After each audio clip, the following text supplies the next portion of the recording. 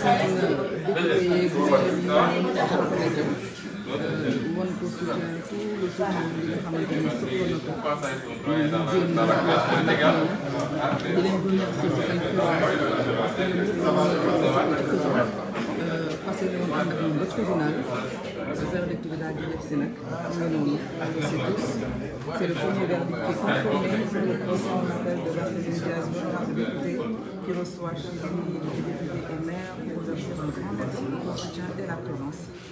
Voilà, les images parlent d'elles-mêmes.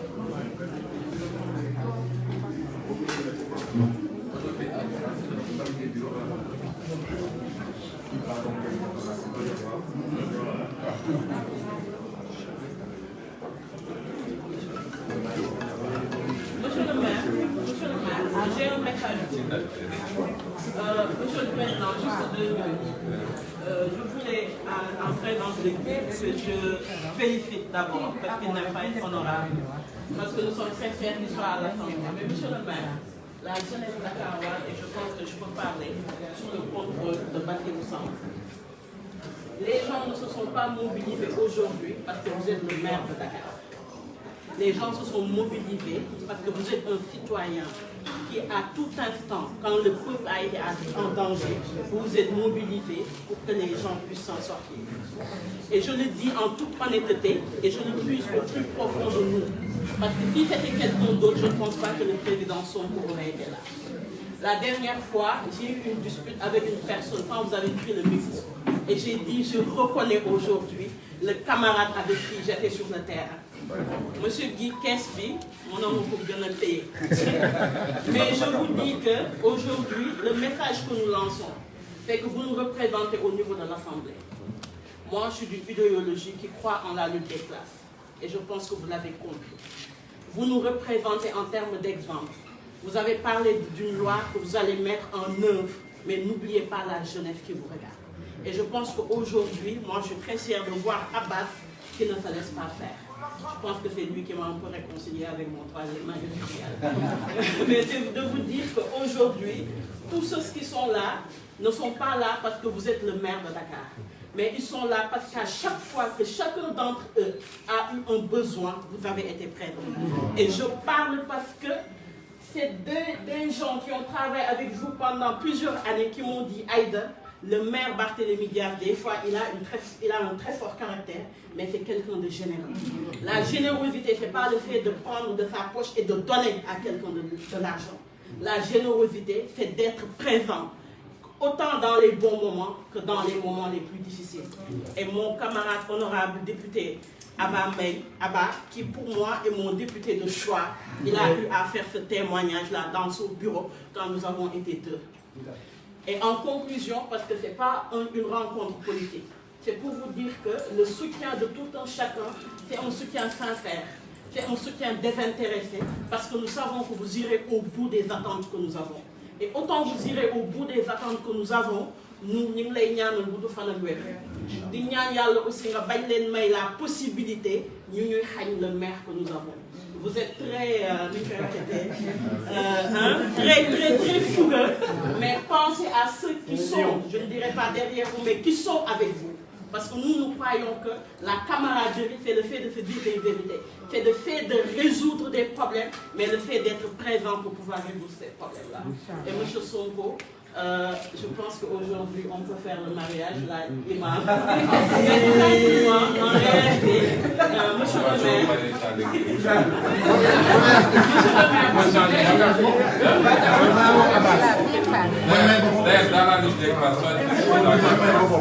je suis dans la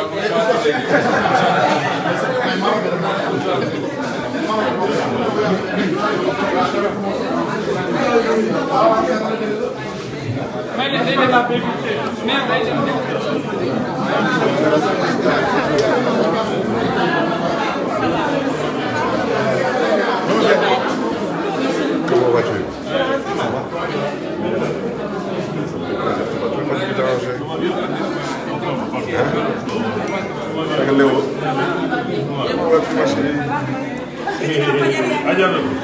Comment vas-tu? Ça va bien.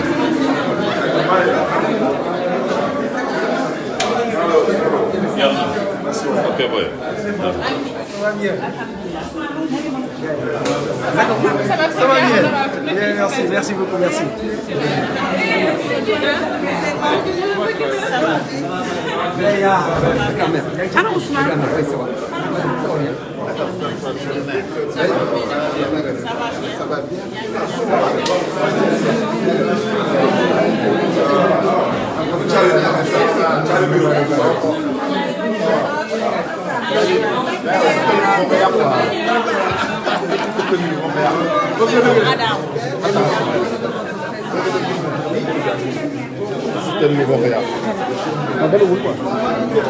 Anam mami.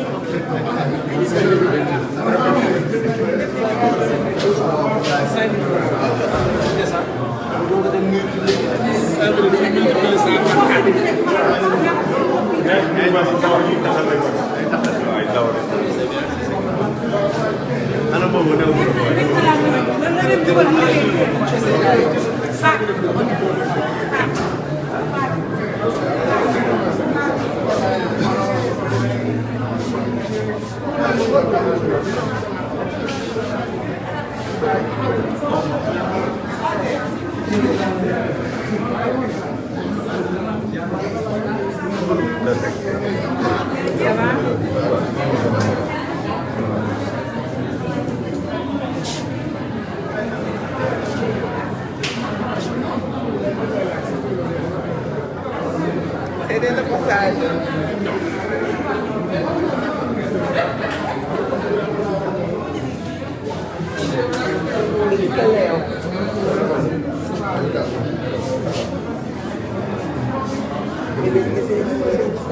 C'est pas pour moi, hein? Anam laay wax.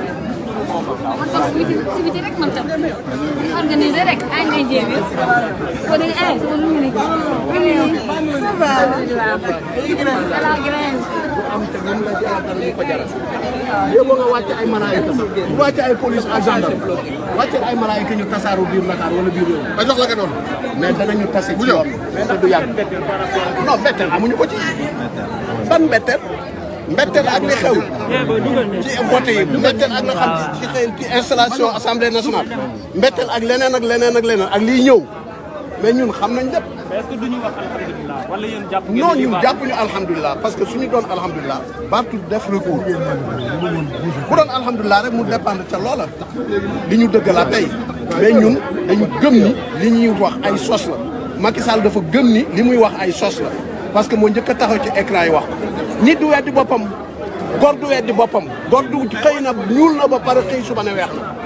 teg ko si dëkk. s'il vous plaît naa gaañu ba pare mënu génn incha allah. ñu génnee ñu am yoon. comme ça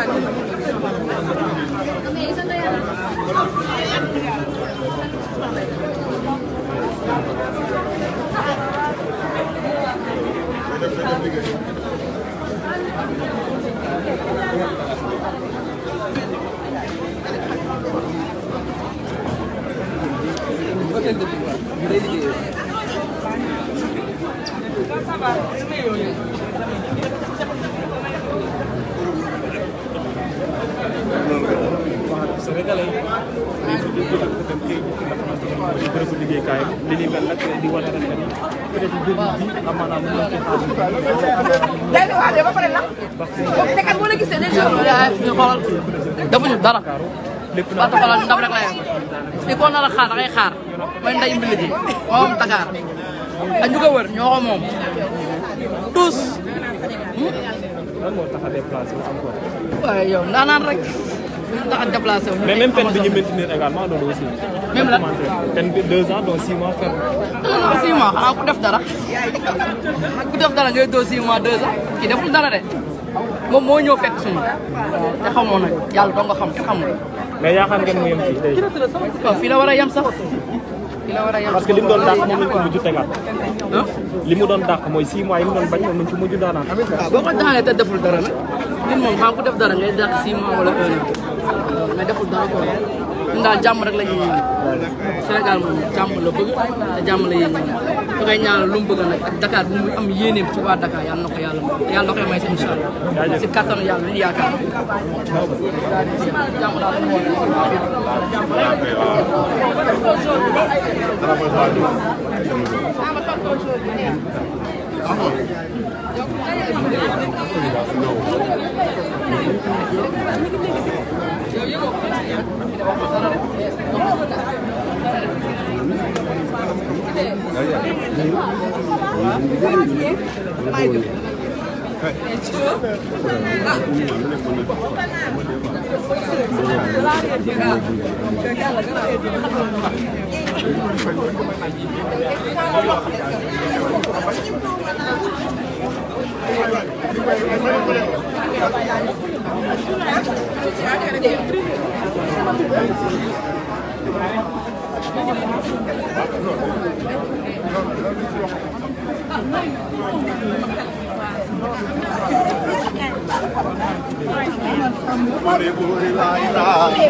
parce que Barth mu ngi waaj a génn non mu ngi waaj a génn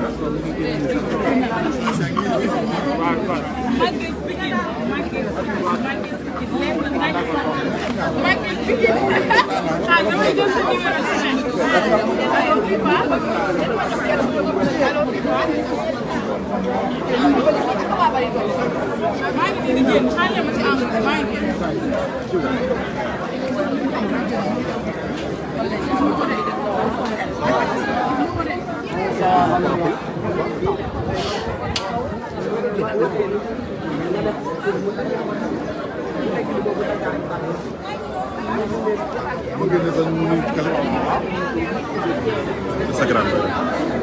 Instagram.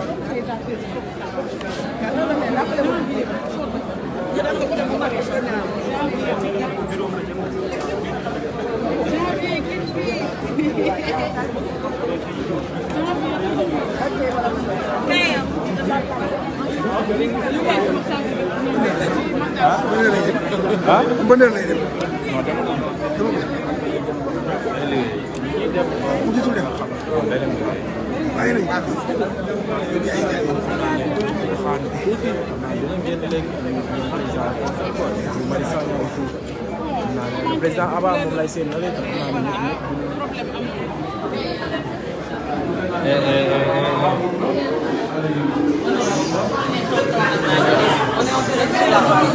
Ok. Ok. Vous prenez avec quoi, une déclaration? Merci. Vous faites une petite déclaration. D'accord, d'accord.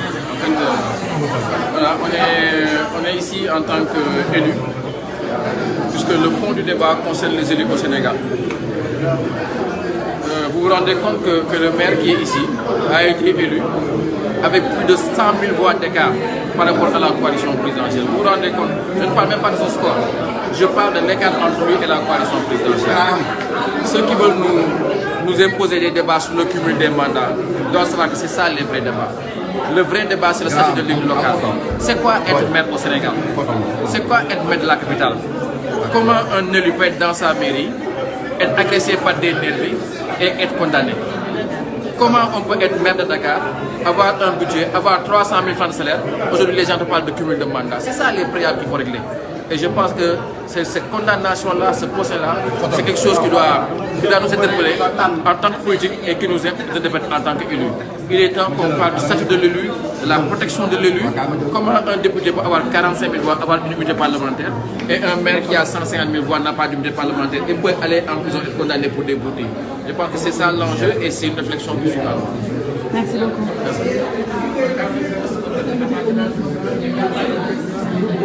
Madame Aïda, honorable, Madame le maire, vous pouvez faire une déclaration. On vous a entendu tout à l'heure parler au maire. Oui. Pouvez-vous faire une déclaration, s'il vous plaît? Oui, en fait, j'ai parlé au maire de Dakar parce que nous sommes venus aujourd'hui avec les différents maires pour le soutenir. Malheureusement, le temps d'arriver au niveau du tribunal, nous avons eu les résultats qui nous ont, je devrais dire, assez surpris. Parce que lors des 2 jugements, il y avait assez d'éléments pour montrer son innocence et pour faire en sorte qu'on ne puisse pas, en réalité, qu'on puisse donc avoir une bonne présomption par rapport à la justice. Maintenant, comme tout à l'heure, une de vos collègues m'a posé la question, le reste sera une décision personnelle, donc nous attendons de voir ce qu'il en pense lui-même. Mais nous sommes désolés qu'il ne puisse pas être purement et simplement acquitté. Merci. Monsieur le maire Bassirou Samb, vous qui êtes ami au maire de Dakar et que vous êtes son adjoint également, qu'est-ce que vous nous dites aujourd'hui après le procès? Oui, je pense que nous avons fait ce matin, ce moment-là, on a dépassé. Parce que 10 ans après, on prend un homme, il n'a fait que servir son pays. Il a été au devant de tous les combats démocratiques de cette nation. Cet homme ne mérite pas ça. Cet homme méritait d'être chanté, cet homme méritait d'être montré en exemple à la jeunesse. Mais malheureusement, avec ce régime du président Macky Sall, ce régime dictatorial, on veut utiliser ce procès comme un appel de démocratie. Et je rappelle qu'en 2011, quand Jean-Paul Diaz venait dans cette même maison, nous étions là. Et c'est Macky Sall lui-même qui avait dit que Barthélémy Diaz avait été agressé. Je pense que Barthélémy mérite respect et considération. C'est pourquoi vous avez vu tous les élus parlementaires comme municipaux se sont mobilisés pour montrer leur soutien et leur solidarité au maire de Dakar, Barthélémy Diaz. Merci beaucoup. Merci.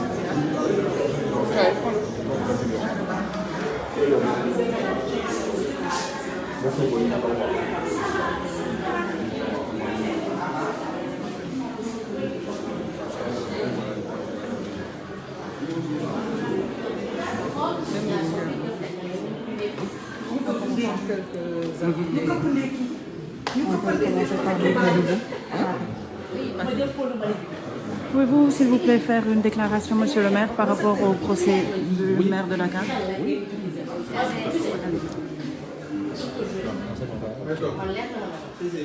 Oui, en fait, voilà, donc nous venons d'apprendre, comme tous les Sénégalais, nous venons d'apprendre avec stupeur la confirmation de la condamnation en première instance, ce qui ne nous satisfait pas du tout, parce que nous considérons que l'affaire Ndiaga Diouf est l'une des taches noires de la démocratie de notre pays, et que c'est dommage que l'honnête citoyen qu'on a trouvé dans son lieu de travail, qui de surcroît un élu du peuple, qui soit attaqué, qu'il puisse se défendre et qu'il soit confronté à des déboires judiciaires.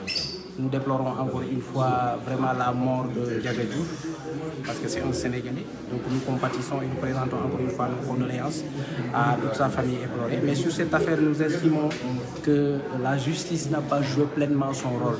Et que vraiment c'est dommage que la justice de notre pays soit encore une fois vouée aux gémonies, parce que rendant des verdicts aux antipodes de ce qu'on peut considérer comme démocratique.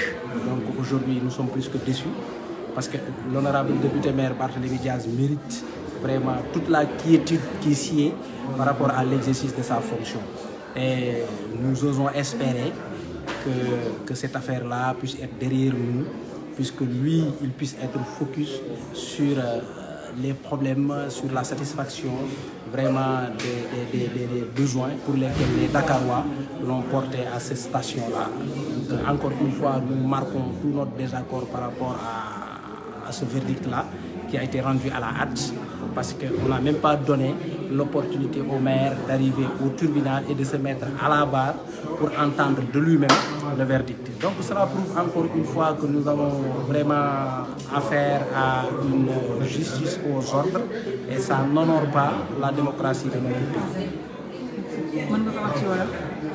waaw yaakaar naa verdict bi tey vraiment ak ni ñu ko yëgee sénégalais yëpp ñoo ci am betteel sénégalais yëpp ñoo ci am naqar, parce que affaire Ndiaga Diouf affaire la bu nga xam ne vraiment honoré wul la démocratie de notre pays. Aujourd'hui ci histoire politique du Sénégal affaire Ndiaga Diouf daf ci bokk loo xam ne daf koy gàkkal.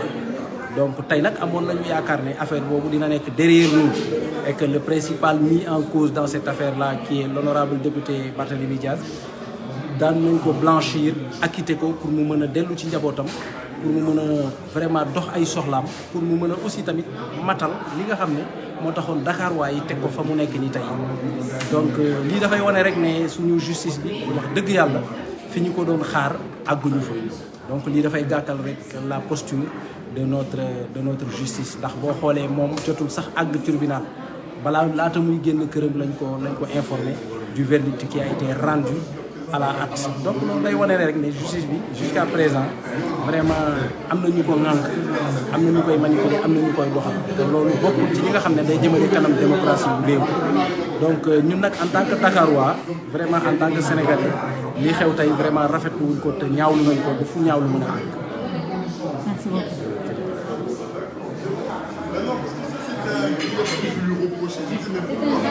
Excusez-moi. Bonjour honorable. Oui, vous êtes en direct sur la page du maire Barthélémy Diaz. On vous a vu tout à l'heure, mi ngi lay tooñ naan la borom kees gi. Alors tey ñu ngi fi au sortir du procès. Qu'est-ce que vous avez à dire aux Sénégalais?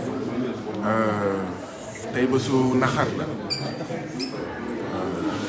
comme yeneen naxar yi ñu am yi Sénégalais yi di nekk depuis 2012 ak président Macky Sall. bésu gàcce la comme ni ñu amee yeneen gàcce askan wi am yeneen gàcce depuis 2012. Tey on a assisté à un simulacre de justice. On a assisté à une parodie de justice. li am tey day firndeel li ñu yàgg xeex muy kumba am ndey ak kumba amul ndey bi am ci Sénégal ci fànn yu bëri, rawatina ci yoon, rawatina ci justice. boo àndee ak Macky Sall dara du la dal, loo munti def dara du la si fekk, waaye boo nekkee koo xam ne day défendre njëriñu askanu Sénégal et de manière intransigeante, te loolu mooy marque de fabrique ki nga xam ne moom mooy monsieur le député maire Barthélémy Diaz. Eh bien bu boobaa justice dina la tongali, bu boobaa gendarmerie dina la tongali, bu boobaa dinañ def yëpp pour nga bañ a nekk maire, bu boobaa même boo nekkee maire ñu continuer di la buntu xatal lu ëpp juróom fukki nit bokk ci sa cabinet ak ñoom seen ñu bloqué seen salaire. lii mooy ndumbelaan bi nga xam ne noonu le président Macky Sall transformé suñu réew muy Sénégal. Or dama koy faral di fàttali, le projet c'était un peuple, un but, une foi, et non deux peuples, deux buts, deux fois. Deux peuples mooy benn peuple boo xam ne lu ko neex def, sàcc xaalisu askan bi, këpp kees, randal, rey nit, torturer ay nit ba ñu dee, sàcc suufu askan bi, du mujj fenn. Président Macky Sall jël concom teg ko ci dossier, teg ko ci li nga xam ne moom mooy loosu justice. Mais boo nekkee un patriote authentique comme Barthélémy Diaz, yow mënoo am jàmm say mbokk mënuñu am jàmm say xarit mënuñu am jàmm ñi ngay àndal ci wàllu politique say collaborateurs duñu am jàmm donc li xew tey bettuñu je crois que ku yeewu tey Sénégal nga gis Auchan yi tëj ay auto gendarmerie garé fa fii rek ci koñ bi waaw tu as l'impression que gendarme yu nekk Sénégal yépp ñu ngi autour de la maison ñu ngi ci biir quartier bi ku yeewu tey ce matin gis réew mi ni mu tëddee ak gendarme yi ni ñu nekkee ci mbedd bi waroon nga comprendre ne li nga xam ne mooy décision bi na doon daal parce que personne n'a fait un appel à la mobilisation lu dul ne député yi nañu ànd ak ki nga xam ne mooy seen naataango monsieur le député maire Barthélémy Dias. Donc on s'attendait un peu à cette décision. Nous ne sommes pas surpris, mais nous sommes tout de même choqués. Voilà, nous sommes tout de même choqués, comme nous le sommes à chaque fois que nous constatons que le droit n'est pas dit. Comme nous constatons à chaque fois que le président Macky Sall moom mooy manipuler exécutif, bëgg manipuler législatif, di manipuler le judiciaire. Loolu nag mooy combat au Barthélémy Dias, mooy suñu combat ñun ñëpp. Nous sommes venus aujourd'hui exprimer toute notre solidarité, mais sans réserve totale, à notre camarade, à notre frère, à notre maire, à notre député Barthélémy Dias. Et la lutte va continuer. La lutte va continuer parce que bu fekkee dañoo xalaat ne lii moo ñuy tax a dellu ginnaaw, eh bien le président Macky Sall qu'il sache qu'il est en train de se foutre le doigt dans l'œil, mais jusqu'au coude. La lutte va continuer. Barthélémy Dias va rester debout. Barthélémy Dias vaincra. La lutte va continuer. Les patriotes vont rester debout. Les patriotes vont se battre. Les patriotes vaincront. Comme Nico Barthélémy Dias doon wax sànq, ça fait 10 ans que nous résistons. Ça fait 10 ans que nous nous battons. Ça fait 10 ans que nous faisons face. Depuis quelques mois, le rapport de force a changé. Donc c'est pas aujourd'hui que nous allons flancher. C'est pas aujourd'hui que nous allons lever le drapeau blanc. La lutte va continuer jusqu'à ce que ce pays-là change. Ce continent-là change. La justice change. Voilà. L'exécutif change. L'Assemblée nationale va changer. Et ça sera par la force. Il n'y a pas de choix. Il n'y a pas de choix. Donc que tout le monde reste mobilisé. Que tout le monde reste mobilisé parce que oui, nous sommes les premiers boucliers de Barthélémy Dias. Nous sommes les premiers boucliers de toutes celles et de tous ceux qui se battent pour un autre Sénégal dans une autre Afrique. Je vous remercie. Merci beaucoup, honorable.